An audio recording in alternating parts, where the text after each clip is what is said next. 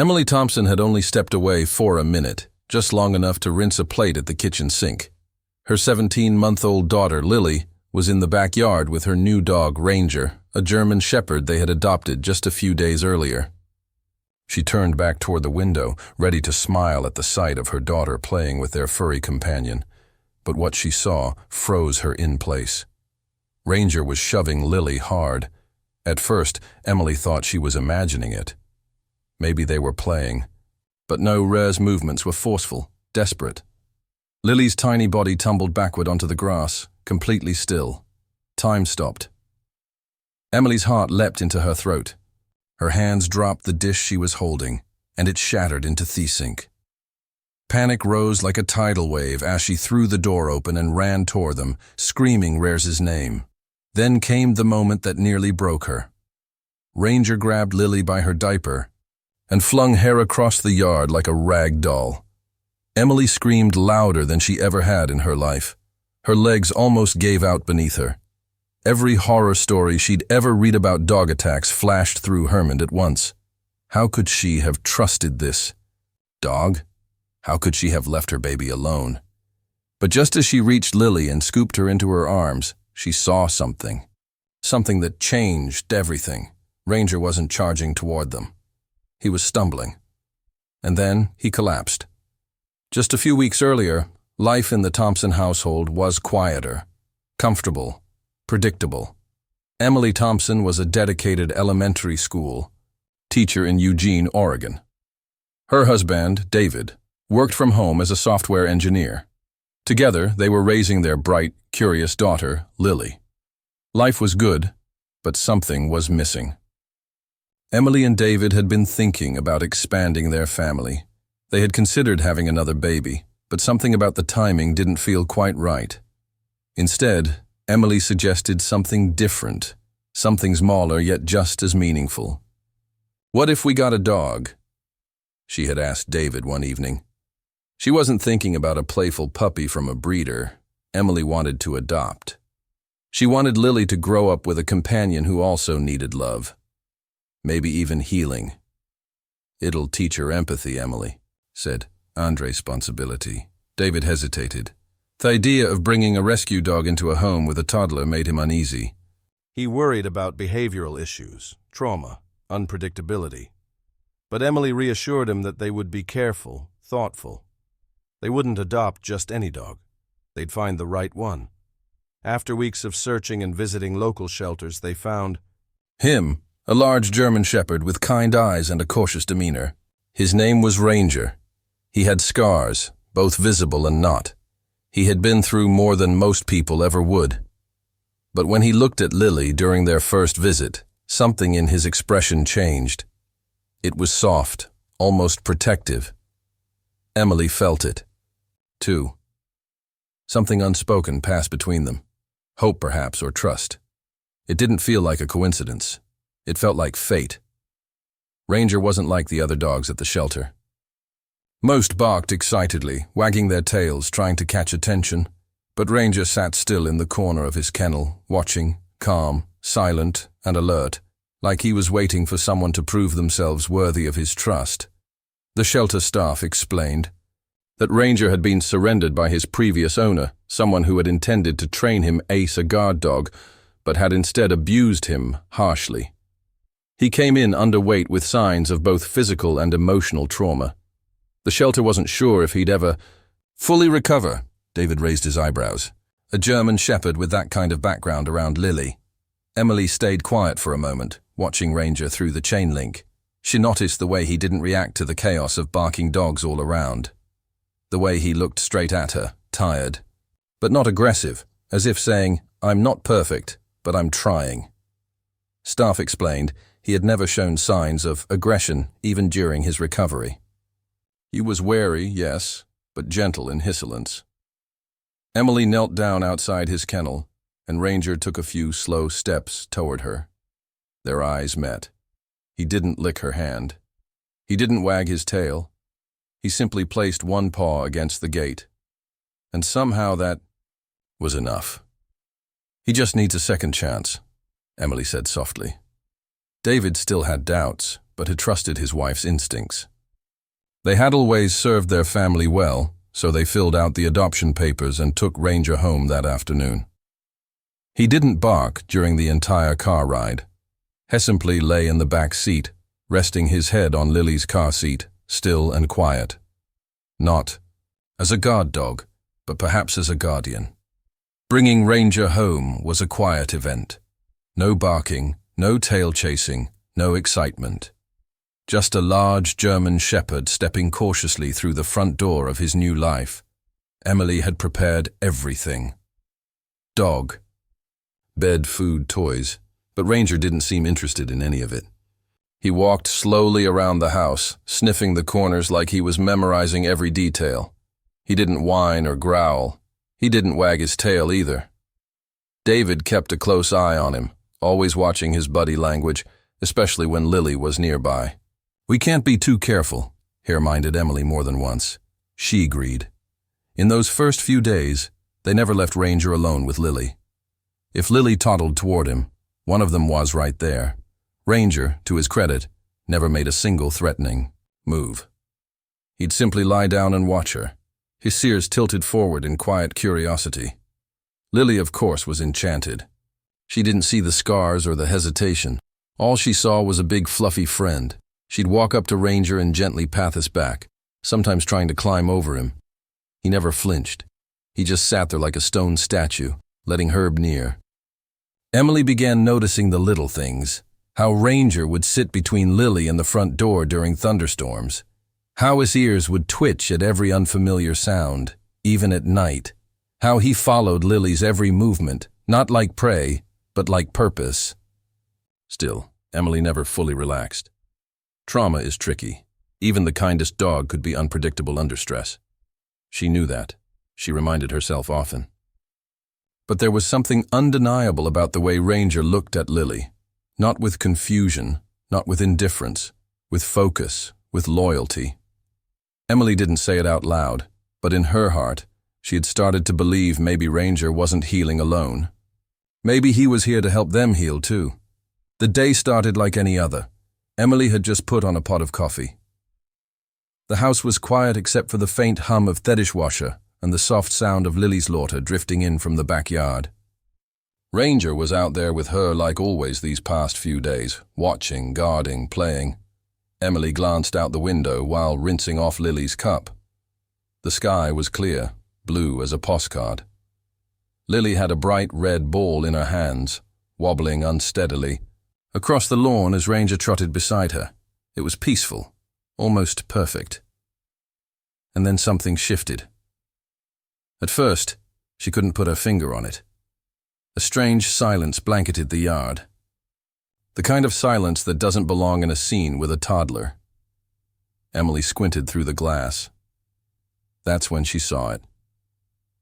Ranger wasn't walking beside Lily anymore. He was lunging forcefully, not with playful excitement, but with urgency. His body was rigid, his head low, ears back. He slammed into Lily with his shoulder, knocking her over. Emily's breath caught in her throat. Lily didn't get up. A chill swept through her body. Her mind raced. Was Lily hurt? Why would Ranger do that? Then he did it again. He nudged her hard with his nose, pushed her like he was trying to roll her away. But Lily's body was limp, unresponsive. She wasn't crying. She wasn't moving. Emily dropped the cup. It shattered in the sink. Then came the moment that nearly shattered her. Ranger gripped Lily's diaper with his teeth, lifted her effortlessly, and flung her across the yard like she weighed nothing. Emily screamed loud, primal. Her legs gave out for half a second, He was too damaged. but adrenaline forced her forward. She burst through the screen door and sprinted across the grass, heart pounding so loud she could barely hear her own footsteps. Not fear, A not thousand logic, thoughts not even crashed Ranger. into her skull. She reached her. I knew. Daughter This in could happen. seconds, hands shaking, voice trembling as she called Lily's name over and over. Emily's knees hit the ground hard as she reached Lily. Her hands moved faster than her thoughts, patting her daughter down in panic, searching for blood, bites, bruises, anything that could explain what had just happened, but there was none. Lily whimpered softly. Her eyes fluttered open, dazed but alert. A tiny scratch ran along her cheek. Her diaper was torn, her shirt grass-stained, but she was breathing alive. Safe. Emily didn't know whether to cry or collapse.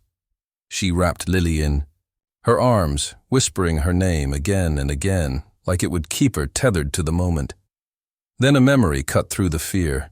Ranger. She turned, heart tutu, expecting to see a predator, snarling, eyes wild. But instead, she saw a collapsed figure in the grass. Ranger lay still. His chest rose in short, uneven bursts. Drool poured from his mouth, his body trembled, and his front paw was curled tightly against his chest, twitching. His ears twitched, but he didn't lift his head. What was happening? Her eyes darted around the yard, and then she saw it. A flicker of color in the grass where Ranger had been moments ago. Red, yellow, black, slithering, a coral snake. Emily gasped. She knew those colors. Every parent in the South. Die dread on yellow kill a fellow. It was one of the most venomous snakes in North America, and it had been inches from Lily. Suddenly, everything made sense. Ranger hadn't gone wild. He hadn't attacked. He had reacted. He had intervened. He had seen the snake before she ever did. And while she was inside, comfortable, safe, he had been outside risking everything. Emily clutched Lily tighter as tears streamed down her cheeks. Her mind replayed every motion, the shove, the push, the throw, desperate, frantic attempts to get Lily out of danger. And now the price he'd paid. She crawled to him, careful not to scare him, but he didn't move. His eyes fluttered, half-conscious. His breathing slowed. His paw, bitten, was already swelling. "Oh, God," she whispered, voice cracking. "You weren't hurting her. You were saving her."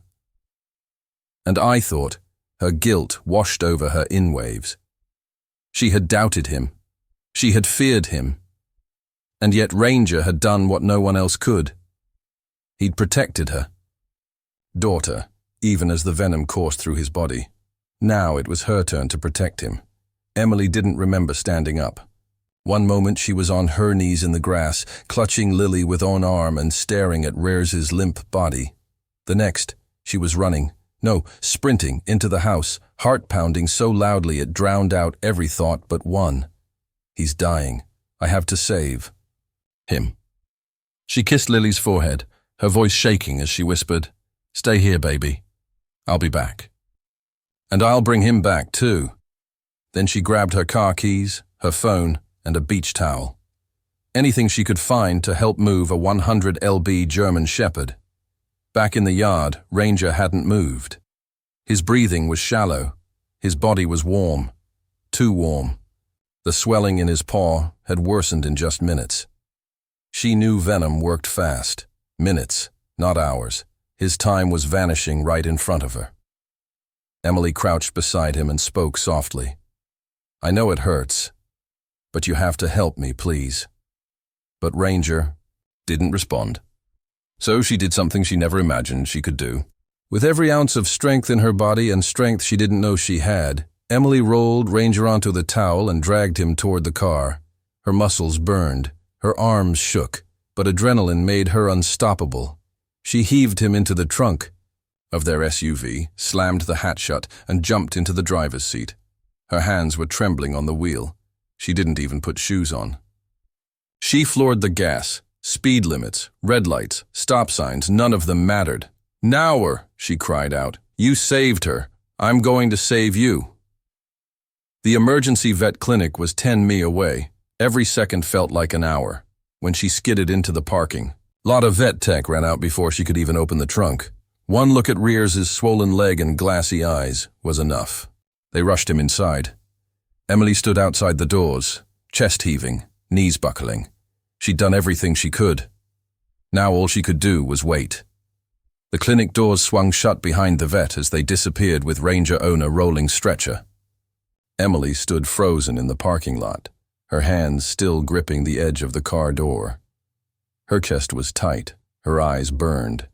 She hadn't realized she was holding her breath until she exhaled, shaky and uneven. Inside, the receptionist spoke softly, offered her a seat, even a glass of water, but Emily couldn't sit. Not yet. Her legs wouldn't stop pacing.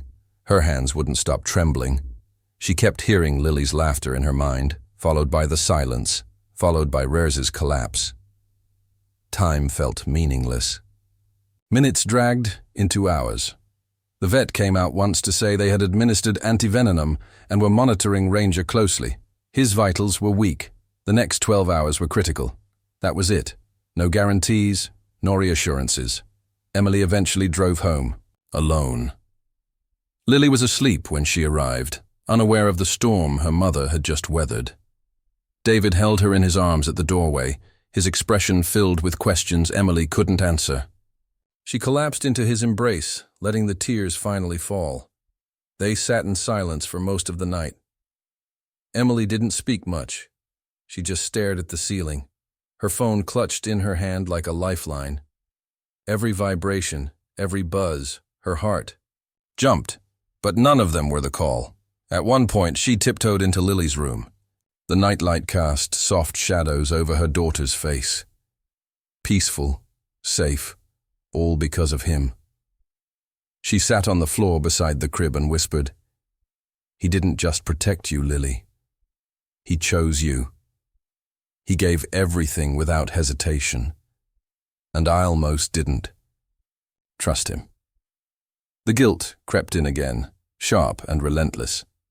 She doubted Ranger, misjudged him, feared him, but he hadn't flinched. Not when it mattered. As dawn broke through the curtains, Emily's phone finally rang. She held her breath as she answered, her voice barely audible. "Hello," it was the vet, and this time the tone was different. "Emily, he made it. Ranger stable." Her knees gave out. A sob escaped her lips. Relief crashed into her like a wave. He made it. The hero lived. When Ranger came home that evening, the house felt different. He was weak, his steps shaky, and the bandage on his paw was thick and clumsy. But the moment he stepped through the door, Lily let out a squeal of joy and toddled straight toward him, arms wide. "Ray! Ray!" she called out. Ranger lowered himself to the floor, allowing her to collapse gently into his side. He didn't have the strength to lift his head, but his tail thumped. Just once. That was enough. Emily stood silently by the doorway watching them. The weight of the past 24 hours pressed heavily on her chest. Relief, guilt, gratitude, all tangled into something she couldn't name.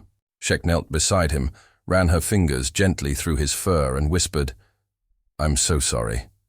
I didn't see you for who you really were, but I see you now." That night, she sat with Ranger as he rested. Lily had fallen asleep on a blanket next to him, her tiny hand resting on his back. David took a photo of them, but Noon said much. Words felt too small for a moment like this. In the days that followed, the story spread. Neighbors, friends, even local news picked it up. People called Ranger a hero, a miracle dog. Emily agreed, but not for the reasons they thought. To her, RER's heroism wasn't just about the snake or the bite. It was about trust. He had every reason not to trust people. He had been hurt, abandoned, mistreated. And yet, when the moment came, he didn't hesitate to protect one of them. He chose love over fear. And that, Emily realized, was the real lesson. Sometimes, the ones we fear the most are the ones most willing to protect us. And sometimes healing comes not from fixing others, but from being willing to open our hearts again. As Ranger slept peacefully beside her daughter, Emily whispered one last thing. "You didn't just save her life.